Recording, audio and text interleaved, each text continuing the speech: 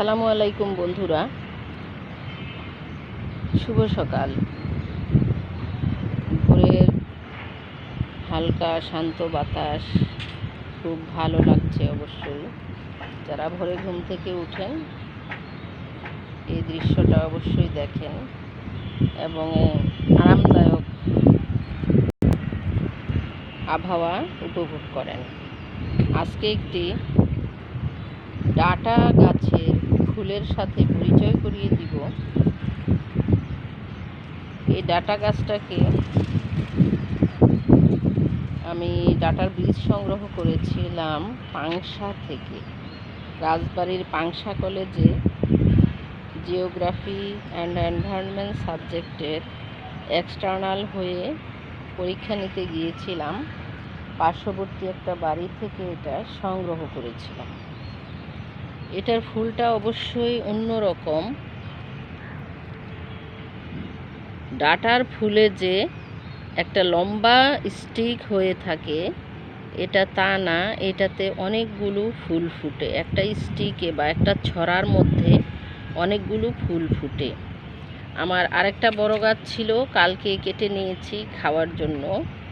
এর আগের বছর অনেক বড় গাছ হয়েছিল, বিরাট বড়। জায়গা যত ভালো হবে, মাটি যত জৈব সার সমৃদ্ধ হবে, তত বড় হবে গাছটা। তো এটা একটা আছে মোটামুটি মিডিয়াম সাইজের গাছ।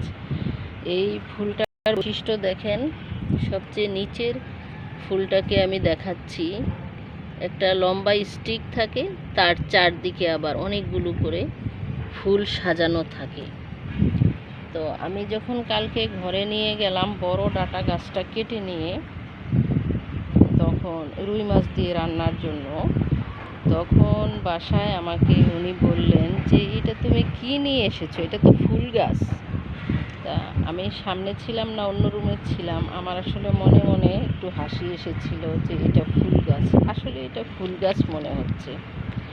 তো এই ডাটাটার অবশ্য একটা বৈশিষ্ট্য আছে, একবারে কচি অবস্থায় যদি শাক খাওয়া যায়, অনেকগুলো গাছ লাগিয়ে একটু বড় প্রশস্ত জায়গায় অথবা কৃষি জমিতে লাগিয়ে যদি সবুজ শাক খাওয়া যায়, যেটাকে ফরিদপুর সবুজ শাক বলে, আমাদের ঢাকায় এটাকে ডাটা শাক বলে, কচি ডাটা শাককে ডাটা শাক বলে। তো ফরিদপুরে আমি শুনতাম যে আমার পাশে থাকতেন একজন, তো ওই আপা বলতেন যে সবুজ শাক সবুজ শাক সবুজ শাক কিনে এনেছি, প্রায়ই বলতেন। পরে আমি একদিন বললাম সবুজ শাক আবার কি, অনেক শাকের কালারই তো সবুজ। পরে দেখলাম যে উনি কচি কচি ডাটা শাক নিয়ে আসছেন। তো এটা সবুজ শাক বা কচি ডাটা হিসেবে সবচেয়ে ভালো লাগবে। তো এটা যে আমার এই গাছটা যেহেতু বেশি ম্যাচিউর হয়ে গিয়েছে, এইটার ডাটাটা একটু শক্ত হয়ে গিয়েছে। তো রাজশাহীতে যেমন থাকা আমি দেখেছি যে একটি ডাটা হয় সবুজ রঙের, হালকা সাদা সবুজ রঙের, মোটা, সেটাকে ওরা মিষ্টি ডাটা বলে, কেউ কেউ আছে কাটোয়া ডাটা বলে।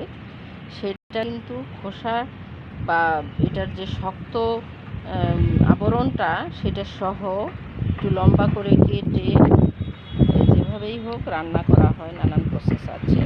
তো সেইটা হলো অন্যরকম, ভিতরের অংশটা নরম, বাইরের অংশটা একটু হালকা বাঁশের মতো।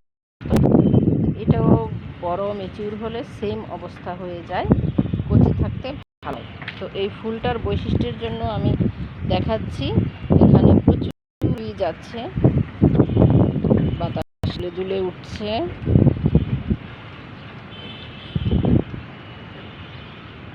এখানে একটা গাছ আছে দেখে আমি ভিডিওটা দিচ্ছি।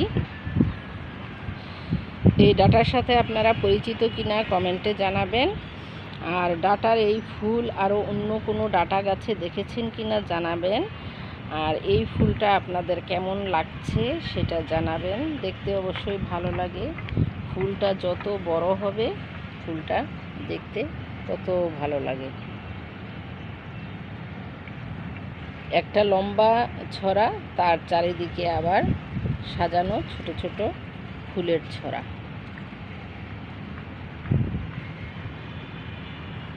ডাঁটা স্বাস্থ্যের জন্য অনেক উপকারী।